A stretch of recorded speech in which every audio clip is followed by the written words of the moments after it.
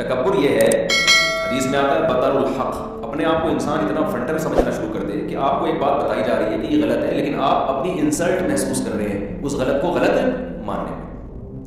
آپ کو کہا جا رہا ہے کہ محترم آپ نے یہ غلط کیا ہے، آپ کو بے عزتی محسوس ہوتی ہے، میں کیسے غلط ہو سکتا ہوں بھائی؟ کیوں نہیں ہو سکتے؟ تم کیا مریخ سے آئے ہو؟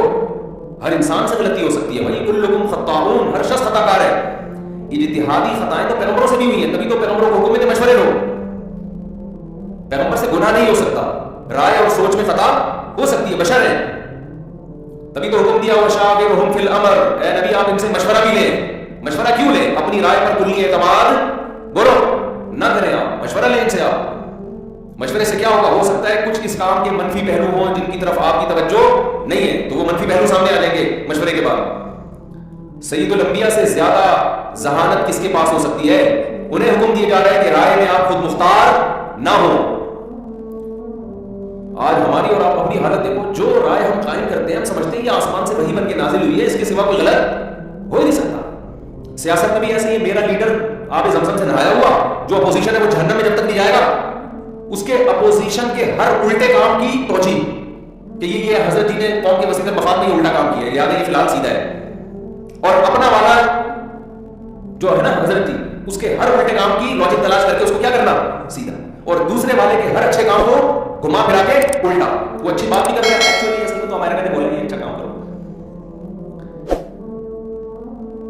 یہ سیاسی تبصروں میں اور ہر چیز میں نا اعتدال والی رائے، کہیں بھی آگے نہ جائے، کیونکہ ہمارے پاس جو سورس آف نالج ہے نا وہ بہت محدود ہوتی ہے۔ ہمارے پاس جو نالج کے ذریعے فیس بک ہے، یوٹیوب ہے، یا صحافیوں کے تبصرے ہیں یا اخبار ہے، جو خود مبتلا ہوگا ہم اس سے تھوڑی ملے ہوتے ہیں کہ یار ذرا آپ بھی بتائیں گے آپ نے یہ جو حرکت کی ہے اس کی وجہ کیا ہے۔ ہو سکتا ہے اس کے پاس اتنے دلائل ہوں، تو کسی ادارے کے بارے میں بھی نیگیٹو رائے مت رکھو، کسی ادارے کے بارے میں بھی اور کسی شخصیت کے بارے میں بھی، جب تک 100% آپ کو یقین نہ ہو جائے، ورنہ چپ رہو۔ چپ رہنا تو آتا ہی نہیں ہے نا، مسئلہ سارا ہی ہے۔ اگر کوئی آپ سے پوچھے فلاں لیڈر کیسا آپ کو، مجھے علم نہیں ہے، تو ایسا لگے گا جیسے یہ تو جاہل ہے دنیا میں۔ ابے بھائی نہیں پتا یار، نہیں پتا کون کیا ہے۔ لا ادری، لا ادری کا مطلب مجھے معلوم نہیں ہے، یہ کہنا سیکھو۔ جتنے بڑے بڑے علامے ہم نے اپنی زندگی میں دیکھے ہیں، ان سے مسئلے پوچھے جاتے تھے، وہ کہتے تھے ہم تحقیق کر کے بتائیں گے، یہ علم کی علامت ہے۔ اور جو آج کل یوٹیوب پہ اسکالر آ رہے ہیں نا، ان کو تحقیق کی ضرورت ہوتی نہیں، جو پوچھو فوراً قرآن حدیث کی روشنی میں جواب، اپنی جہالت کا اعتراف نہیں کرتے۔ امام مالک تبع تابعین میں سے ہیں، مشہور واقعہ ہے کہ کسی نے ان سے آ کے مسئلہ پوچھا، انہوں نے کہا مجھے معلوم نہیں، اس شرعی مسئلہ، حالانکہ حدیث میں ان کی بشارتیں موجود ہیں کہ مدینہ میں ایک ایسا عالم پیدا ہونے والا ہے، یضرب الیہ اکباد الابل، اونٹوں کے کجاوے کسے جائیں گے، لوگ دنیا سے سفر کریں گے۔ اکثر علماء اس طرف گئے جس سے امام مالک مراد ہے۔ تو بیان کرنے والا کہتا ہے میں نے 36 سوالات پوچھے، ایک سوال پوچھا انہوں نے کہا مجھے اس کا جواب معلوم نہیں ہے، دوسرا پوچھا لا ادری، تیسرا پوچھا لا ادری، 36 سوال پوچھے انہوں نے کہا کہ مجھے اس کا جواب معلوم نہیں ہے۔ اور آج آپ یوٹیوب پہ دیکھ لو، جو پوچھو فوراً پرسے سے جواب فوراً، اور حوالے بھی لوگ حوالے سے متاثر ہونے میں ریفرنس دیا، اتنا آسان ہوتا۔ تو یہ جو اتنے بڑے بڑے مجتہدین پیدا ہوئے، اتنی ریسرچ ہوئی ہے، اتنی تحقیق ہوئی ہے، یہ تو پھر تو فارغ لوگ تھے، اس کا مطلب ہے۔ اور ریفرنس اس حدیث کا دیں گے جو جس سے ان کا دعویٰ سمجھ میں آ رہا ہوگا، جو اس کے اگینسٹ ہوگی وہ پی جاتے ہیں یا وہ پتہ ہی نہیں ہوتی۔ تو بچہ جیسے ہی ماں کے پیٹ میں حمل ٹھہرتا ہے فوراً خون آنا بند۔ اللہ نے بتا دیا کہ تم جب گھر بناتے ہو سیمنٹ اور بجری سے بنتا ہے، اس میں بدبو نہیں ہوتی۔ کوئی نہیں کہتا کہ یہ سیمنٹ بجری جو مزدور اس سے اینٹیں بنائے گا اس پہ غسل فرض ہو گیا ہے، کبھی کوئی کہتا ہے بھائی دھو لے، اچھی بات ہے، غسل فرض نہیں ہوا اس سے۔ لیکن انسان کا جو میٹیریل ہے نا جس سے بنایا جا رہا ہے وہ حیض کا گندا خون ہے۔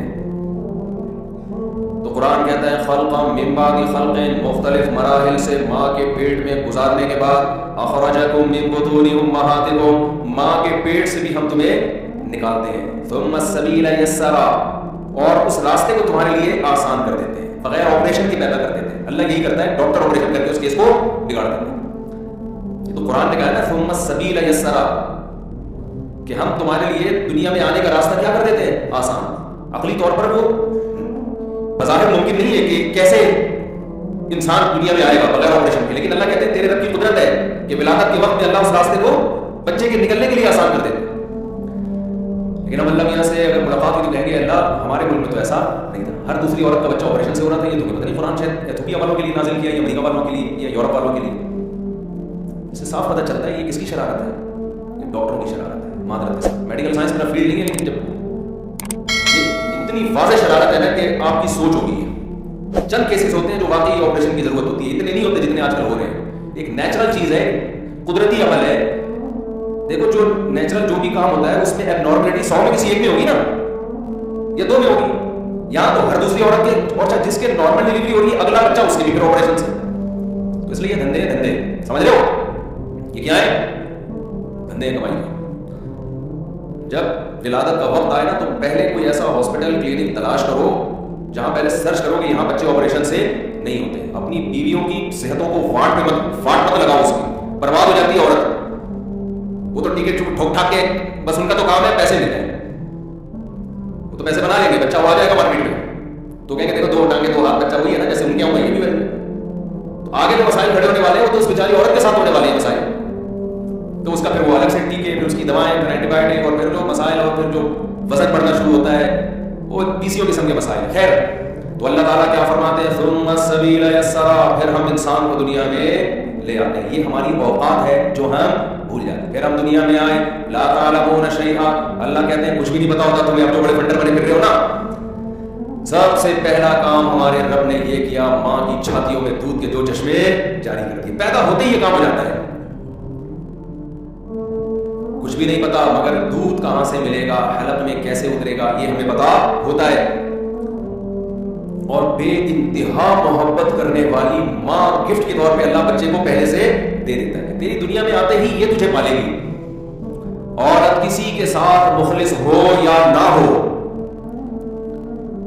اپنے بچے کے ساتھ ایسی مخلص ہوتی ہے کہ اس دنیا میں اس کی دوسری کوئی مثال نہیں ملتی. آپ عورت کا سوسائٹی میں کوئی اور کردار مانو یا نہ مانو, اس میں 2 رائے ہو سکتی ہے کہ خدا کی قسم بچہ پیدا کر کے اس کو پالنا یہ عورت کے سوا کسی کے باپ میں بھی دم بولو نہیں, 2 دن پال کے دکھا دو. کہتے نا میں ابا ہوں, میں کیا ہوں, اس سے ملی میں بچے کا باپ ہوں. بہت اچھا ہے, ہم تو آپ کی بھی فضیلت کی قائل ہیں, ہم خود باپ ہیں. لیکن جب پیدا ہوا تھا 2 دن تو اپنی گود میں رکھ کے دکھاتا ہے اس کو, صرف 2 دن خودکشی کر لیتا, کھڑکی سے چلا لگا کے مر جاؤں گا.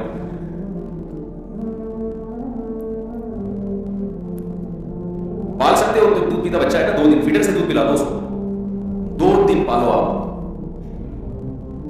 آپ ڈپریشن کی گولیوں پہ آ جاؤ گے. آپ بولو گے میں ملک فتح کر سکتا ہوں, میں ایٹمی دھماکہ کر سکتا ہوں, میں بم بنا سکتا ہوں, میں کہیں بم رکھ کے آ سکتا ہوں, میں فدائی حملے میں پھٹ سکتا ہوں. میں تو یہ بچہ نہیں پال سکتا, یہ ممکن نہیں ہے. لیکن اللہ نے کیا کیا, عورت کے لیے اتنے مشکل عمل کو جس کا میں اور آپ ابھی آپ تصور کر سکتے ہیں کہ گود میں بچہ ہے نہیں نا, گود میں بچہ ابھی ہے نہیں. بچہ غیر مقلد ہوتا ہے, معذرت کے ساتھ جو عزیز بھائی ہمارے بیٹھے ہوئے, تمام بچے کیا ہوتے ہیں, غیر مقلد. دلیل سمجھنے کی صلاحیت نہیں ہوتی, مگر ہر بات پہ دلیل مانگو. بھائی ہمارے بہت سے دوست اہل حدیث ہیں, مقصد نہیں ہے, تھوڑا سا ہماری عادت ہے مذاق کرنے کی, اتنا تو چلتا ہے. ہمارے فرمایا کرتے تھے جو اہل حدیث اور دیوبندی بریلوی نا, یہ کوئی فکری اختلاف نہیں ہے, یہ مزاجوں کا اختلاف ہے. بچہ جب پیدا ہوتا ہے تو غیر مقلد ہوتا ہے, وہ تو جاؤ میری مرضی, میں ٹانگیں چوڑی کروں پتلی کروں, ٹھیک ہے. یہ کیا کہ حضرت جی نے فرمایا, فلاں مجتہد نے فرمایا, مجھے حدیث کا حوالہ چاہیے. حدیث دو بھی تو اس کو سمجھ میں آ گیا تو ٹھیک ہے, نہیں آئے تو نہیں سمجھا سکتے آپ اس کو. تو یہ بچہ غیر مقلد ہوتا ہے, پھر بڑا ہو کر وہ دیوبندی بن جاتا ہے. تھوڑی سی یعنی ایسا بھی نہیں ہوتا کہ ہر چیز جائز ہے, جیسے بریلوی حضرات ہمارے کرتے ہیں نا 30 40 والے, براڈ مائنڈ تھوڑے زیادہ ہوتے ہیں, یار سب ٹھیک ہے, اور اتنا سخت بھی نہیں ہوتا جیسے اہل حدیث ہوتے ہیں, تو تھوڑا بیچ میں آ جاتا ہے. پھر جب بڑھاپا آتا ہے نا تو دنیا میں اتنے تجربے اور اتنا کہتا ہے سب سیٹ ہے, سب کیا ہے, کوئی تیجا کر رہا ہے وہ بھی ٹھیک ہے, جو نہیں کر رہا وہ بھی ٹھیک. تو خیر چھوٹا بچہ آپ اس کو دیکھو, بے وقت روئے گا, حالانکہ رونے کا ٹائم نہیں, راتوں کو جاگ رہے ہوتے ہیں, دن میں سو رہے ہوتے ہیں, بلا وجہ کی لگا کے پتہ ہی نہیں اس کو مسئلہ کیا ہے, اس کے ساتھ پیٹ میں درد ہو رہا ہے, تیرے سر میں درد ہو رہا ہے, تجھے کھلا بھی دیا پلا بھی دیا, مسئلہ کیا تیرے ساتھ, بلا وجہ گود میں اٹھاؤ چپ. چیخ تو ایسے رہا تھا جیسے تجھے کینسر ہو گیا, خدا نخواستہ. گود क्यों किधर गई तेरी बीमारी, तो घुन्ना हुआ कि नहीं हुआ? इसका मतलब वो चाह रहा है मुझे गोद में उठाओ, बस छोटा सा बच्चा, 1 हफ्ते का बच्चा, उसको कमबख्त को ये शुरू है कि जब माँ ने गोद में उठाया गया तो वो कंडीशन क्या होती है, गोद से उतारा गया तो वो सिर्फ माँ को टेंशन देने के लिए कि ये सोए नहीं किसी तरीके से, सिर्फ ये टेंशन कि सो क्यों रही है, आराम से पड़ी हुई। और अक्सर जब माँ खाना खाती है ना, बच्चे टाइम उस वक्त शुरू करते हैं। 1 हफ्ते के बच्चे की बात कर रहा हूँ, उसको ये शुरू होता है सिग्नल कि मेरी अम्मा तमीज से बैठ के चूंकि खाना खा रही है, तमीज तो होनी नहीं चाहिए, ये क्या बात है, सुकून क्यों मिल गया इसको? फिर माँ को गुस्सा आता है, भाई तुम ना खाने देते हो ना सोने देते हो। लेकिन हमारे रब ने हमारे लिए जब हम दुनिया में आए पहले से एक माँ का इंतजाम किया होता है। अगर वो माँ हमें ना मिले ना तो आज जो हम इतने फंटर बने फिर रहे होते हैं, ये फंटरगिरी हमारी खत्म हो जाए। उस माँ ने खिदमतें की होती हैं, हमारी गंदगियां साफ की होती हैं। कुरान क्या कहता है, वहमलुहु व फिसालुहु 30 शहरा, जो 30 महीने है ना, 30 महीने हमल से लेके, जब हमल ठहरने से लेके जो तकलीफें शुरू होती हैं, उल्टियां और सर चकराना और 20 मसाइल हमल के बाद शुरू हो जाते हैं, उससे लेके विलादत तक, यानी कुरान के मुताबिक 30 महीने 2.5 साल का अरसा जो है वो बच्चा पालने में औरत के लिए इंतहाई टफ होता है, बहुत सख्त होता है, कुछ भी नहीं कर सकती सिवाय बच्चे की तरफ तवज्जो के। और हम घुन्ने बन के अपनी माओ की मोहब्बतें भी ले रहे होते हैं, खा पी भी रहे होते हैं। सर्दी गर्मी से बचाने का भी इंतजाम कौन कर रहा है? माँ कर रही है। उसके बाद सारी जिंदगी रोटियां पका पका के खिलाती रहती है। आप कोई मुलाजिम रख लो यार, तनख्वाह लेगा और फिर इतनी मोहब्बत से नहीं खिलाए। सर आपने खाना है, खा ले, नहीं खाना आप एक दफा कहते नहीं खाना, कोई बात नहीं। खाता बच्चा है, पेट किसका भरता है? पेट मां का भर रहा होता है।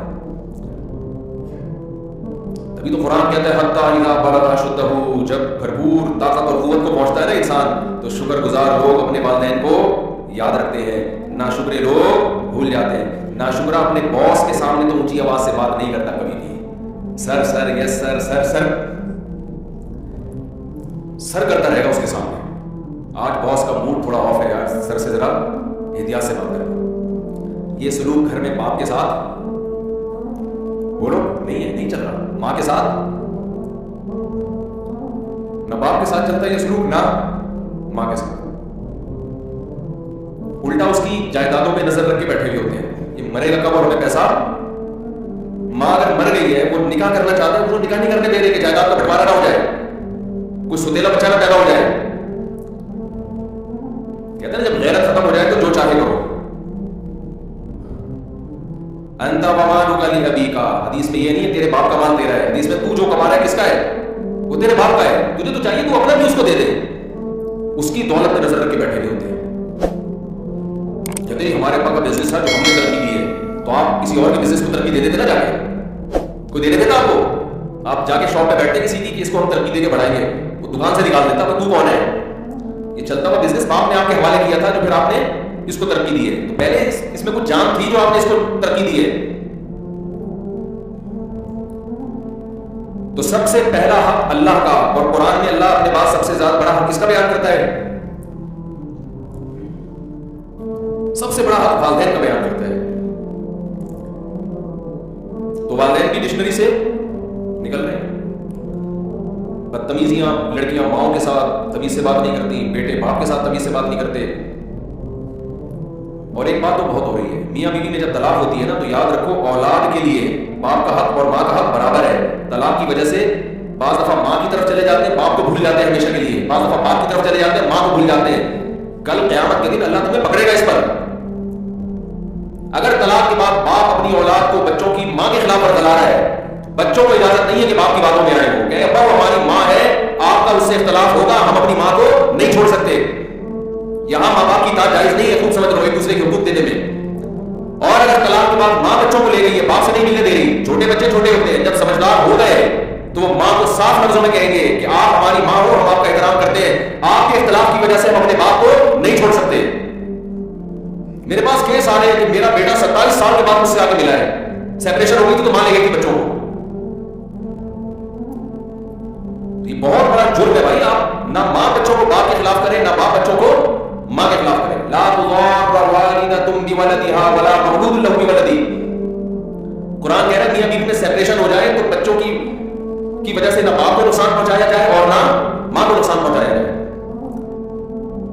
یہ ہماری سوسائٹی میں بہت ہے اور بچے ایک طرفہ باتیں سن رہے ہوتے ہیں, لہذا وہ اسی طرف مائل ہوتے چلے جاتے ہیں, انہیں دوسرا کچھ سنا ہی نہیں ہوتا. تو جس کی لاٹھی اس کی بحث چل رہا ہے نا ہماری سوسائٹی میں. آتے ہیں لوگ میرے ساتھ کہ جی ہمارے ماں باپ کی سیپریشن ہو گئی تھی, میں اپنے باپ سے 5 سال سے نہیں ملا, میں 10 سال میں رہے, تو کیوں جہنم خرید رہا ہے اپنے لیے بھائی, کیوں جہنم کیا خرید رہا ہے, میری ماں نہیں ملنے دیتی. میں نے کہا اماں کو بولو بھائی میں تو ملوں گا, سب سے اللہ کے حکم کے مقابلے میں کسی کا حق نہیں ہے. تو اللہ نے اپنے بعد سب سے بڑا حق کس کا رکھا بھائی؟ والدین.